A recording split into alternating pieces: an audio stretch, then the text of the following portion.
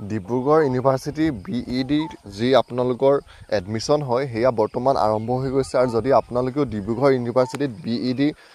কাৰণে এপ্লাই কৰিম বুলি ভাবিছে তেতিয়া আপোনালোকে ডিব্ৰুগড় ইউনিভাৰ্চিটিৰ যোনটো অফিচিয়েল ৱেবছাইট আছে সেই অফিচিয়েল ৱেবছাইটটোত গৈ আপোনালোকে BED এডমিশ্যনৰ কাৰণে আবেদন কৰিব পাৰিব আৰু ইয়াৰ লাষ্ট ডেটটো হৈছে 25 মে 2025লৈকে আপোনালোকে আবেদন কৰিব পাৰিব আৰু ইয়াৰ আপোনালোকৰ যি অনলাইন এপ্লিকেশ্যন ফৰ্ম সেয়া আৰম্ভ হৈছে 5 মে 2025ৰ পৰা আৰু লাষ্ট ডেটটো হৈছে 25 মে 2025লৈকে আপোনালোকে BED এডমিশ্যনৰ কাৰণে আবেদন কৰিব পাৰিব। তো ইয়াত আপোনালোকৰ